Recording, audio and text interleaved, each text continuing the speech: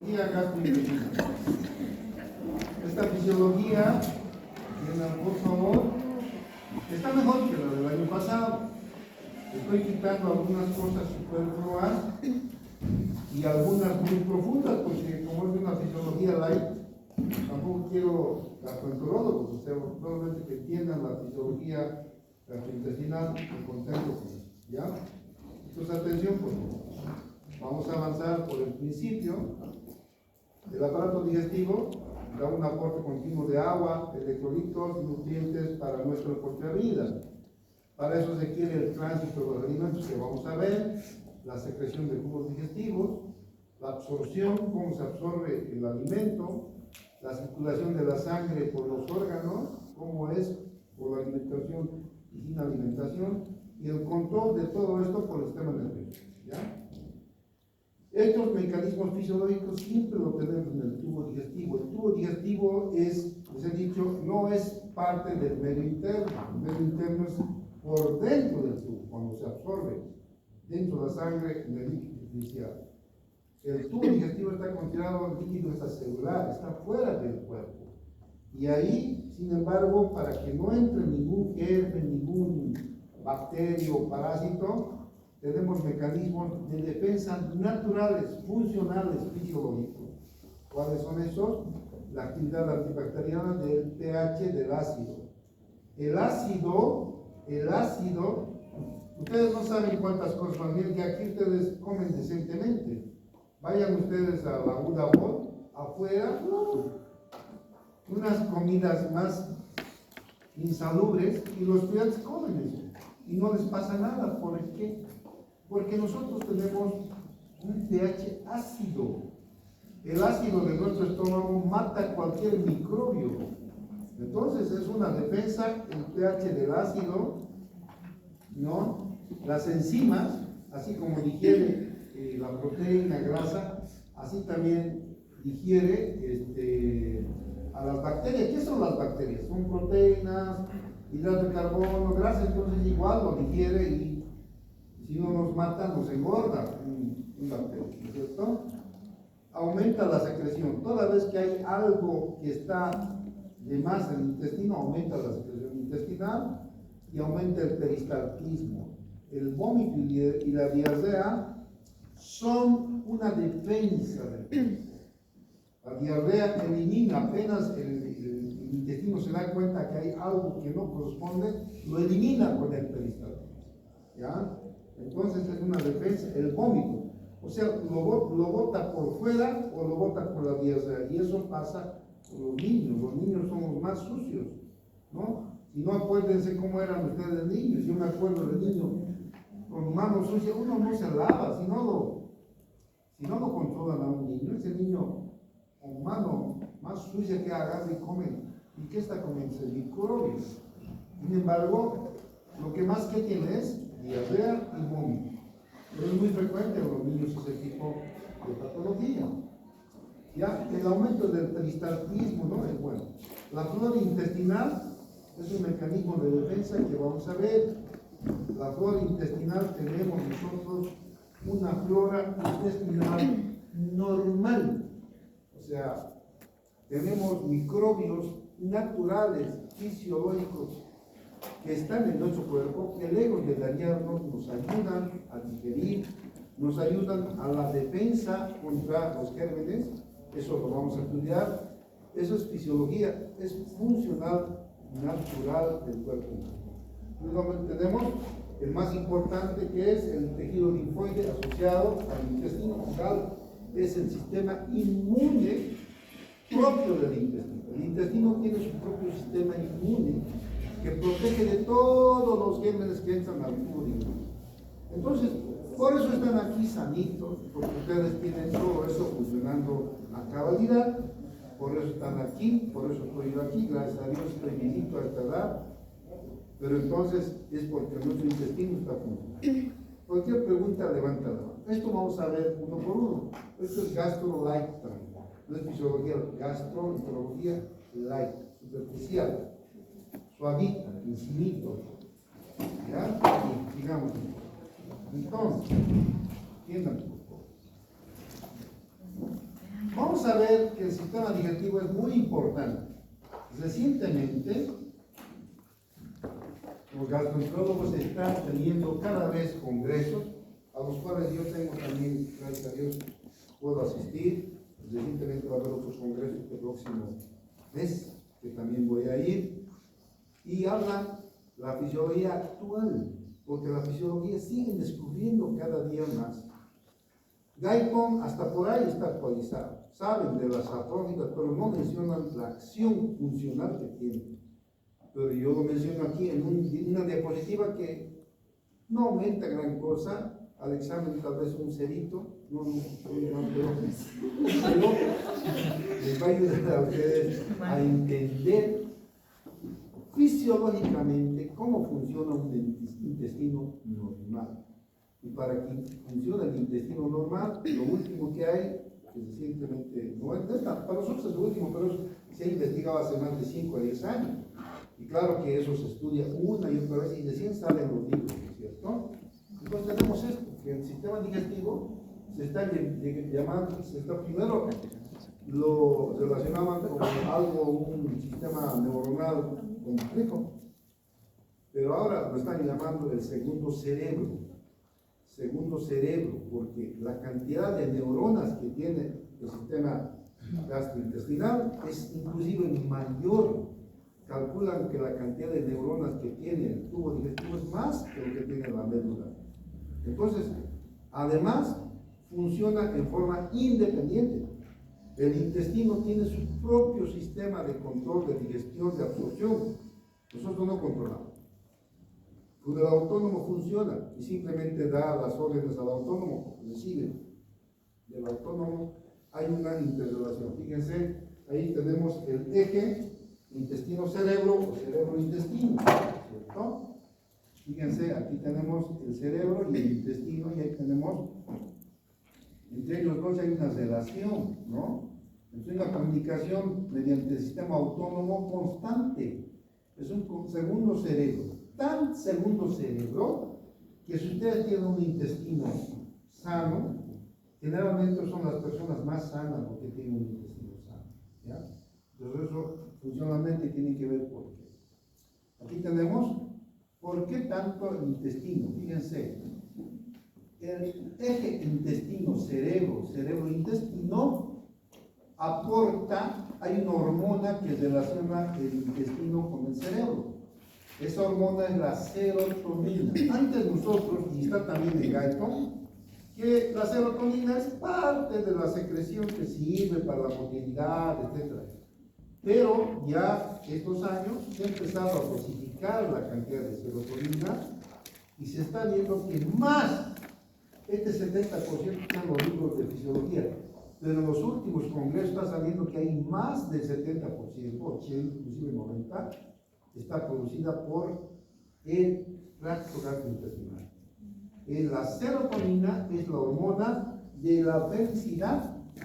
Esta hormona es secretada por las células enterocromafin de este tracto gastrointestinal. Tenemos desde el estómago, intestino, tenemos en las glándulas, como vamos a ver, estas células enterocromafines que secretan la serotonina.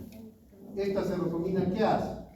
Regula el sistema inmune, la digestión, estimula la motilidad, la secreción de moco, enzimas y hormonas en el tubo digestivo. Entonces, localmente la serotonina hace todo esto, estimula la motilidad, ¿no? Que siempre esté moviéndose el intestino, la secreción de moco, enzimas y hormonas. Pero ahora se está viendo que, como es el 70% del total, ¿no?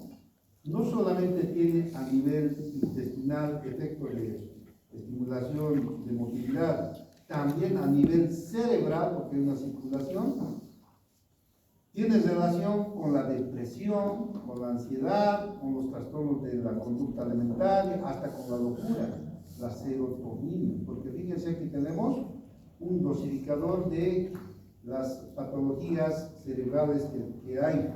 Si ustedes se dan cuenta, esto es lo que debíamos tener nosotros. Amor, ¿qué tiene ahí? Tenemos la dopamina, el azul, el verde, la serotonina y la oxitocina. Tiene que tener un nivel ¿Qué pasa si hay locura? Solamente tenemos dopamina y no hay serotonina. Ansiedad, menos dopamina. Felicidad, mucha serotonina. Pero no es la idea esa. Tenemos nosotros que tener los tres dosificados bien. En la depresión, si ustedes ven aquí, no me están viendo nada, ¿no? Ya. Fíjense, en la depresión, cuando uno está deprimido, ¿qué es lo que pasa? Una menor cantidad de ¿qué? De dopamina y menor cantidad de serotonina. La gente deprimida no quiere ni comer, ¿no? ¿Y dónde?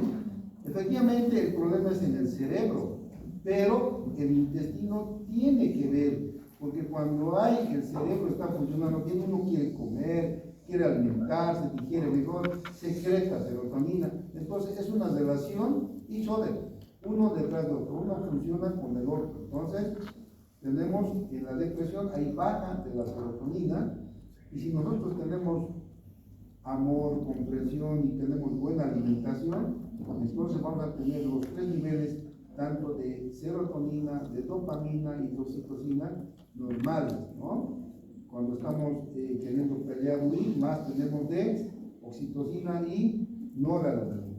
Entonces esto es una idea de lo que ha salido, para que vean que la serotonina tiene que ver con este nivel que tenemos aquí normalmente para que una persona funcione bien, ¿ya? Entonces, recientemente en la última reunión que he participado, oidor nada más porque no soy gastroenterólogo, pero como yo estudio fisiología y me di cuenta. Entonces, algunos detalles he incluido que ya está estudiado, oleado y sacramentado en los libros de gastro.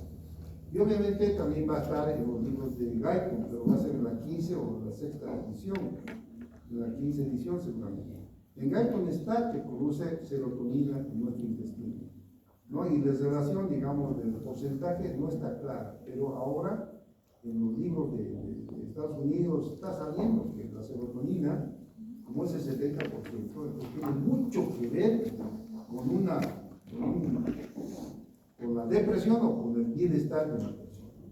Entonces, es lógico si nosotros comemos bien, una persona que nos agrada, con un vinito ahí, ¿no es cierto? Una persona que sabemos que somos aceptados por esa persona, si uno come tranquilo y digiere mejor y se secreta la serotonina y nosotros nos sentimos o no, en un ambiente así nos sentimos, siempre hay esos dibujos de Navidad, la familia, con su pollito. ¿Por qué? Porque la serotonina está funcionando y está dando esa sensación de bienestar. Está habiendo amor, dopamina y serotonina. Y no nos damos cuenta que la parte intestinal está aportando gran parte de la serotonina. Entonces, obviamente que tiene mucho que ver. Ahorita el intestino hay que darle más importancia. Tanto es así que una persona sana, no va a tener estitiquez crónica. Podría tener estitiquez de unos días, pero nunca crónica. Esa cronicidad se puede provocar. Es mejor tener en cuenta eso, ¿ya? Vamos a ver eso funcionalmente, cómo uno podría tender a eso o evitar. Van a ver, todo es fisiología en nuestro país, ¿ya? Cualquier pregunta, levantar la mano. O levantar la voz porque estamos en clase. Si hay alguna duda, me dicen. Ya, entonces, habiendo dicho esto, vamos a esto. La estructura del intestino. Fíjense. Tenemos nosotros in vivo 4 a 6 metros, cuando está vivo una persona, pero en el cadáver, como se relaja, tenemos un poquito 7 metros inclusive más, ¿ya? Entonces, el duodeno continúa al estómago y las 2/5 partes del intestino son el yeyuno y finalmente el ileum. Ahí está el estómago, el esófago, el estómago, el duodeno, yeyuno, ileum, ¿no? Y ahí está el hueso, ¿ya? Entonces, aquí van a ver cómo funciona, cada porción tiene una fisiología que nosotros tenemos que aprender cómo funciona para poder dar la solución si es que nuestro paciente está mal, ¿ya?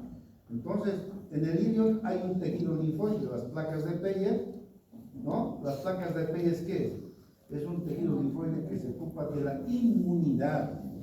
Entonces, fíjense, las placas de Peyer están más en el intestino, más que todo distal, no tanto en el corazón, ¿ya? Vamos a ver. Esta es la pared gastrointestinal. Aquí está claramente músculo liso, ¿no? Longitudinal, de afuera, y este es circular. Si algunas han comido las chinchulines de la vaca, igual nosotros tenemos la misma constitución, ¿ya? ¿No es cierto? A lo largo del chinchulín hay una capa larga, un poquito más adentro circular, por eso es dura, porque son células. No es una sola célula, son miles de células unidas por punto. Entonces es más duro, ¿no es cierto? Tiene más consistencia la capa muscular. Pero esta capa muscular puede tener vasoconstricción o conducción muscular lisa o hidratación, ¿ya? Todos tienen un tono, el tono muscular intestinal, y por dentro, fíjense, ahí tenemos la submucosa. Y ahí tenemos las velocidades intestinales, ¿no? Entonces ahí están las velocidades y por ahí está la luz por donde entra el alimento, y ahí están las partes, la serosa por encima, capa longitudinal, muscular circular, la submucosa y la mucosa. Esta es la mucosa, ¿ya? No sé, alguna pregunta, vamos avanzando. Entonces fíjense, aquí está lo que han avanzado en la anatomía, ahí están los pliegues del intestino. Ahí están las velocidades intestinales. Aquí tenemos la submucosa, están los vasos sanguíneos, están los linfáticos, pero van a avanzar hasta las velocidades. Los vasos y los linfáticos llegan hasta, fíjense, aquí está la velocidad, y ahí está el vaso, la arteria, está el vaso, la vena, y este verde es el linfático. Y si ustedes ven, el verde, el vaso linfático, es más grueso que la arteria y la vena. ¿Por qué? ¿Por qué? ¿Por qué? ¿Por qué? Nadie dice nada. ¿Para qué sirve el linfático? ¿Para qué sirve? Para la inmunidad. ¿Para qué? Para la inmunidad del cuerpo. Sí, también influye, tiene función de inmunidad, pero en el intestino,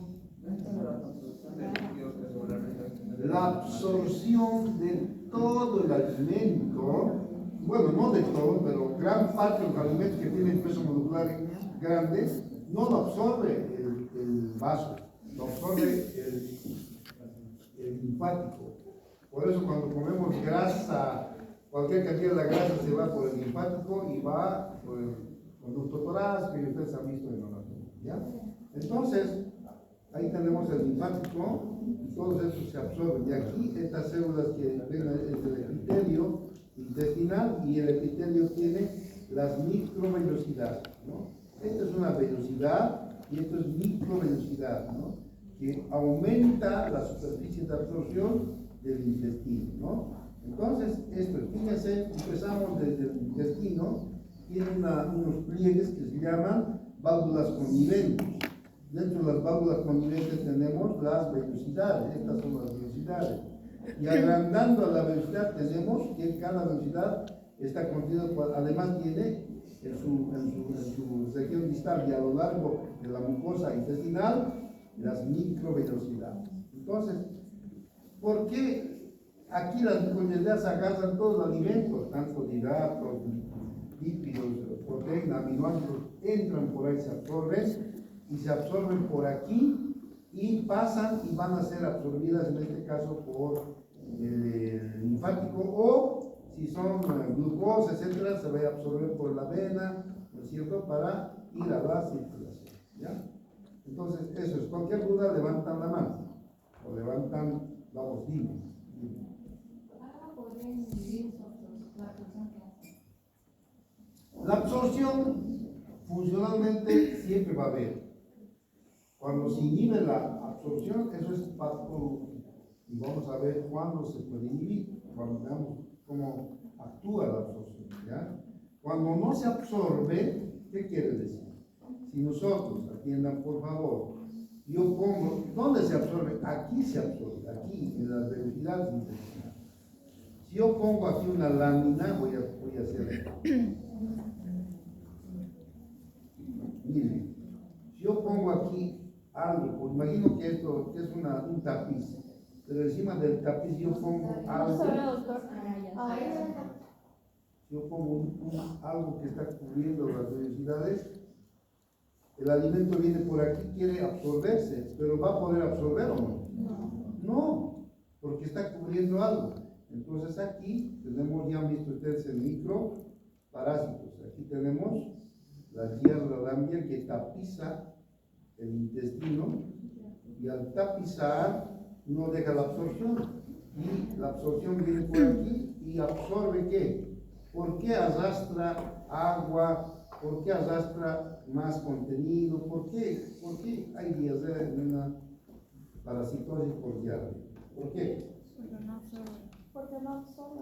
No absorbe y todo es desecho, todo se convierte en sí, desecho. pero porque no absorbe. si no absorbe, ¿qué pasa fisiológicamente? Los nutrientes no entran. No absorbe los nutrientes, están ahí. Aquí están las proteínas, aquí están los lípidos, ya de carbono, no absorbe. Una desnutrición, digamos. No, pero ¿y por qué hay diarrea? ¿Por qué? Porque la concentración de bacterias. ¿Qué pasa? A ver, aclara. ¿Por qué? Aclara. Por la concentración de bacterias que se han acumulado ahí. ¿Y qué hace la concentración? Va a hacer que de la diarrea, cuando hay una concentración de bacterias ahí. Sí, pero ¿qué hace esa concentración? No está claro. Cambia la flora del intestino. Cambia la flora, pero ¿eso qué hace? ¿Por qué hay diarrea? ¿Qué es diarrea? Agua. Las deposiciones ya no son sólidas, son agua. ¿Por qué es agua? Porque no se ha absorbido, porque están tapados Ya, no se ha las absorbido, vellosidades. no, es sólido lo que no se ha absorbido, pero ¿y es agua la diarrea? ¿Por qué es agua la diarrea? El que me responda ahorita, levante la mano, le voy a meter un punto. Ay, doctor. ¿Ya? Nadie. Ya, cállense. Libera Dime. agua en respuesta a la excitación de la mucosa. Por eso hay- Después de excitación no me dicen nada. ¿Por qué? Porque es fisiología. ¿Por qué? No puedo creer. ¿Por qué?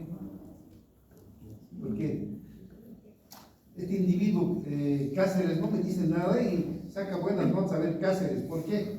Pero doctor, no es porque las bacterias están tapizando y no hay donde no se puede absorber el agua. Claro, eso me ha dicho ella también. ¿Y por qué es agua la deposición?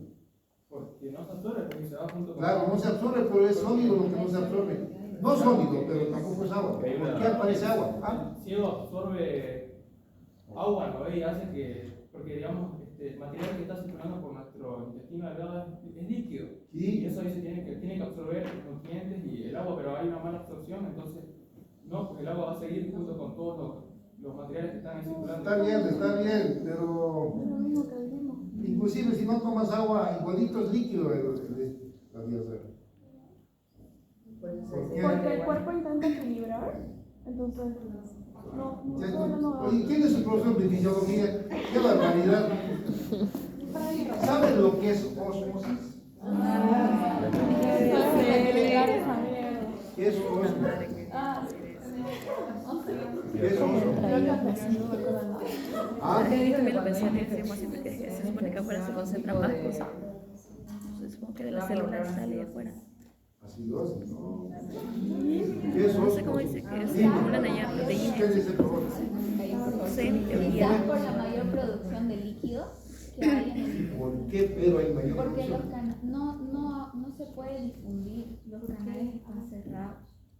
Porque el cuerpo intenta Eso equilibrar. es lo que queda en No el. está dando nutrientes Entonces, para que quiero toda esa cantidad de agua, entonces boto también el agua para equilibrar. O sea, no es que están los nutrientes, no pasan por una piscina de pozo, trae agua, o sea, mucha agua. Sí.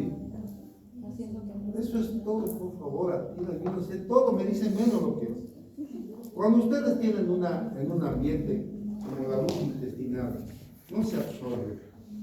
Está ahí los osmoles, porque ¿qué es glucosa, aminoácidos que hemos comido? Está ahí pasamos unos osmoles. Y hay concentración. Y por osmosis atrae agua. Esa agua que se secreta ya no vuelve, sino que es atraída por osmosis, por la osmosis del contenido de la luz. Atrae, arrastra el agua. Conforme avanza más agua, llega al intestino cualquier cantidad de agua y estimula el peristaltismo. La diarrea es líquida. ¿Por qué? Porque no hay absorción. Entonces, como no hay absorción, aumenta la osmolaridad del lumen intestinal, atrae agua, todo lo que el intestino secreta, porque el intestino siempre secreta, lo atrae y se hace agua, más agua. Y por eso la diarrea. Entonces, por osmosis. Es uno de los factores, no es el único. Es uno. Son 4 tipos que vamos a ver fisiológicamente. Normalmente la patología, no. Fisiológicamente. Son 4 tipos de que se produce diarrea. Una de ellas es esta. Ya están viendo, la osmosis. Y eso se puede producir, todos hemos tenido diarrea osmótica.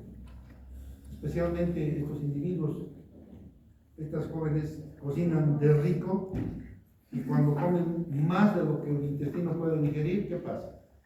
Hay un exceso que no se digiere, igualito atrae por osmosis y va diarrea y no tiene infección, solamente que ha comido demasiado. Nada más.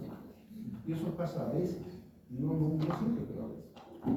Entonces, tienen que ustedes ver fisiológicamente. Ahora vamos a ver, dentro del intestino, por qué hay vómito, por qué hay diarrea, pero no va a avanzar la patología, no, funcionalmente, o sea, ¿por qué? Cuando se altera una de esas funciones, hay la función o la eliminación por diarrea. Ya, pero ya saben que si no se absorbe porque algo está tapando, está tapizando con la velocidad y no deja absorber, entonces el contenido absorbe agua y arrastra el agua, entonces más agua se sale. ¿Ya? ¿Entendido? Bien. Cualquier pregunta, levantan la mano o levantan la voz. Sigamos avanzando. Cuando estábamos en esto, ¿no? Ya. Entonces, tenemos estos reflejos gastrointestinales básicos que ustedes tienen que siempre dominar. 3 tipos básicos de reflejos gastrointestinales.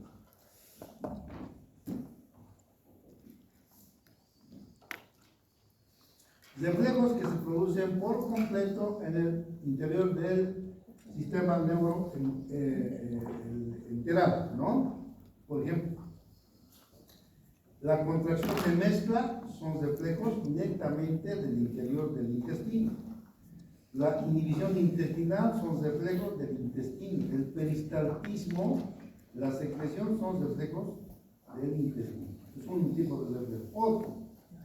Reflejos desde el intestino que van a los ganglios simpáticos y la médula espinal y vuelven al tracto, y esos son reflejos que no dependen de nosotros, simplemente va a la médula. Me gustaría estar en la clase allá para explicarles, ¿cierto?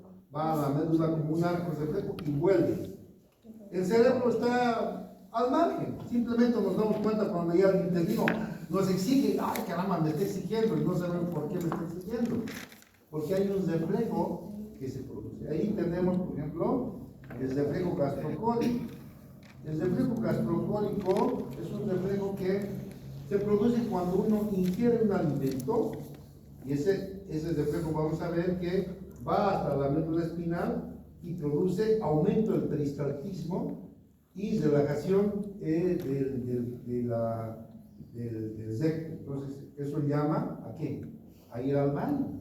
Y el reflejo gastrocólico es general, todo el mundo lo tiene. Solamente que en algunos es más pronunciado y en otros menos. ¿no? Y normalmente todo el mundo tiene el reflejo gastrocólico. Están en el almuerzo, comen bien y después de eso quieren ir al baño. Algunos no, porque sus reflejos están en la mañana. El reflejo gastrocólico puede estar en la mañana, puede estar a mediodía o puede estar en la noche. Muchas personas, yo sé, soy médico y muchas veces, que tienen el reflejo gastrocólico en la mañana. Se levantan, toman su desayuno y les dan sus reflejos.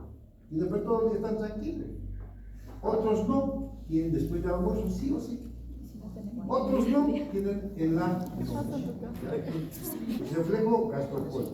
Y eso tiene que haber. Si no hay el reflejo gastrocólico, va a provocar constipación. Tiene que haber el reflejo gastrocólico. ¿Ya? Entonces, cualquier pregunta levanta. El reflejo enterogástrico. Este reflejo enterogástrico produce el estómago y el intestino delgado. Vamos a ver eso es.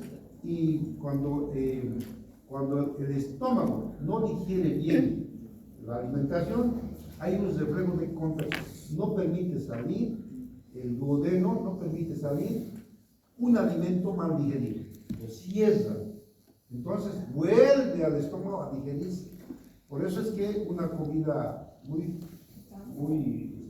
pesada tarda horas. Porque el intestino tiene un reflejo. Porque dice, bueno, sale un poquito al intestino y ahí, no está digerido, lo cierra. Y vuelve al estómago y ahí está digiriendo horas hasta que ya está. Dice, a ver, así ya está, lo voy a hacer. O sea, esos reflejos los tenemos siempre. Entonces, es el reflejo enterogástrico. Tenemos otros reflejos que son el intestino, va a la médula y al tronco encefálico y vuelve hasta el aparato gastrointestinal. Esos son reflejos. Por ejemplo, el reflejo doloroso son reflejos que ya hay una obstrucción al intestino, el peristaltismo no puede mantener, entonces empieza la contracción de un segmento. Ese segmento contrae y provoca dolor. Primero es un dolorcito leve, pero cuando hay más contracción, hay más dolor. ¿Por qué hay más dolor? Porque cuando contrae, hay hipoxia a nivel de ese segmento. Y la hipoxia estimula el dolor, ¿no? Aumenta el potasio. Vamos a ver, el hidrógeno a ese nivel estimula las fibras sensitivas. El cólico, cuanto más aumenta la contracción, es más doloroso. Y eso es un reflejo que puede ser leve, ¿no es cierto? Muchas veces uno come, hay un coliquito y un poquitito, no mucho. Y muchas veces uno, ¿qué he comido? Pero no duele mucho. Otra cosa, cuando a uno va y le hace gritar, pues eso ya está contrayendo, ¿no? Entonces, esos son reflejos fisiológicos que nosotros vamos a empezar a manejar likemente, ¿no? Vamos a hacer un reflejo, creo que a nivel molecular, a ver, ¿qué les gustaría? Aquí creo que no hay nadie, un poquito, alguna vez me ha pronunciado, pero los demás casi no me han preguntado cosas muy profundas, porque esto, los reflejos tienen una aplicación mucho más profunda todavía. ¿Ya? No sé si hay alguna pregunta.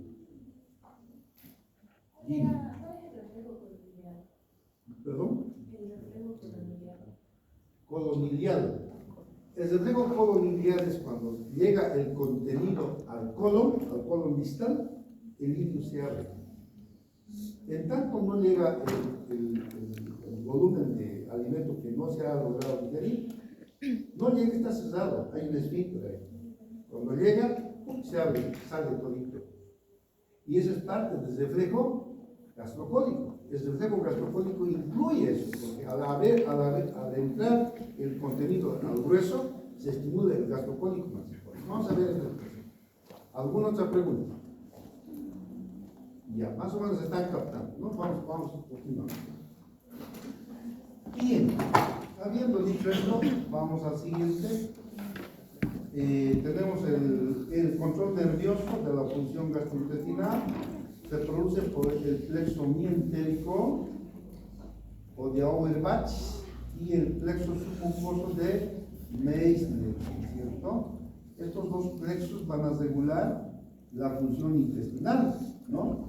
Aquí está el reflejo mientérico, el plexo mientérico, fíjense, mientérico, que es que está entre los músculos, entre la capa muscular longitudinal y circular está el plexo interno. Es el que produce el movimiento intestinal, es el que produce el peristaltismo forzado, los cólicos, ¿no? Y tenemos el plexo submucoso, este plexo que está aquí, está en la, fíjense, en el segmento del intestino, prácticamente por dentro de la submucosa, tenemos el plexo submucoso. Ahí están, fíjense, aquí estas son glándulas. Estas glándulas son glándulas para digerir. Y estas glándulas se estimulan por el plexo submucoso de Neisser. Entonces es más por estímulo local. Cuando está aquí el alimento aquí en la luz, estimula al plexo submucoso de Neisser. Entonces esto está controlado por el sistema gastrointestinal. Nosotros no tocamos pito aquí. Nuestro intestino funciona solito, y solito digiere, y solito, todo lo hace solito. Nosotros nos enteramos nomás que ya hemos digerido, o nos enteramos que no hemos digerido, ¿ya? Entonces hay que controlar. Hay signos que nos damos cuenta, ¿no? Cuando hay plenitud, ay caramba, no estoy digiriendo. Cuando hay buena digestión, no hay plenitud, ya que está sentido. ¿Alguna pregunta hasta aquí? Bien. Vamos a quedar aquí, vamos a ver en el control autónomo del aparato gastrointestinal, la inervación parasimpática y simpática, vamos a ver. Simplemente ya hemos avanzado, pero esto es recordatorio dentro del gastro, ¿ya? Eso vamos a ver. Mañana tenemos, ¿no? ¿Con ustedes? Viernes. El viernes vamos a seguir.